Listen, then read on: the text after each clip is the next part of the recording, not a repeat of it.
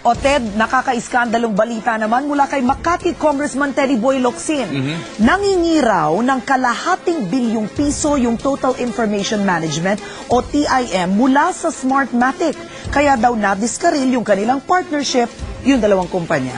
At ito raw ang sinasabing ugat ka rin, mga kapamilya, ng iringan ng dalawang kumpanya. Ang nakakabahala po mga kaibigan, malalagay sa alanganin ang automation at baka ibalik sa dating gawi ang ating eleksyon sa 2010. Kung hindi po ito tawagin natin, mano-mano na naman. Nagpapatrol, Willard Cheng. Ang tanong ng lahat, bakit aatras ang isang kumpanya matapos manalo sa napakahaba at mabusising bidding at hinihintay na lang pirmahan ang kontrata?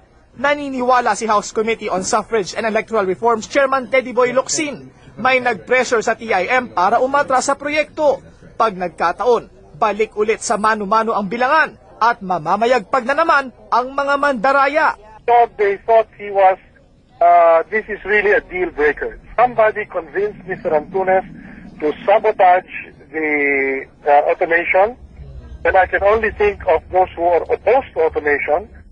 Si Jose Mari Antunes na CEO at presidente ng TIM ang itinuturo ni Locsin na humingi ng kalahating bilyong piso sa Smartmatic para matuloy na ang proyekto. Sinadya raw kikila ng TIM ang banyagang kapartner para malagay sa alanganin ng automation. In order to do that, he comes up with a preposterous amount, which is $500 million, so that Smartmatic will back off. Itinanggi ito ng Smartmatic, hindi raw sila kinikikilan ng kasosyo. Para maisalba ang proyekto, pinag-aaralan ng COMELEC na sila na mismo ang umako sa proyekto bilang Filipino partner ng Smartmatic. Ayon naman kay Senador Richard Gordon, pwedeng tuluyan ng i-disqualify ang Smartmatic TIM at pag-aralan ulit ang project proposal ng mga natalong bidder. Pwede rin daw i-adjust ng COMELEC ang terms of reference para payagan ang mga banyagang supplier na sumali sa bidding dahil hindi mabibili sa bansa ang mga makina at ibang gamit para sa automation. Panibagong subasta naman ang nakikitang solusyon ng mga natalong kontratista. Hindi rin daw pwedeng basta-basta sumosyo ang COMELEC sa Smartmatic. Umaasa naman ang Malacanang na maaayos pa ang gusot sa pagitan ng Smartmatic at TIM at matutuloy ang poll automation. All men of goodwill, all men who share this, achieving this ideal, would want to remain optimistic that this will be successful. Sakaling di maayos ang aberya, gusto ni Congressman Locsin na idemanda ang TIM dahil sa pag-atras nito.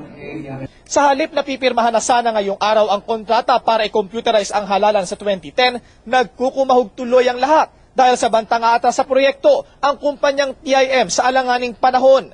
Duda tuloy ang marami kung malalasa pa ba ng mga Pinoy ang isang high-tech na halalan at mabilis na bilangan. Willard Cheng, Patrol ng Pilipino. Sa panayam po ng ABS-CBN News, itinanggi ni Ginoong Jose Mari Antunes, President at Chief Executive Officer ng Total Information Management o TIM na sila po'y nanghingi ng kalahating bilyong piso mula sa kumpanyang Smartmatic. Umagri siyang magbigay pa ng pang detalye sa naturang usapin matapos payuhan ng COMELEC na huwag na munang magsalita sa media habang inaayos pa nila na Smartmatic ang kanilang gusot.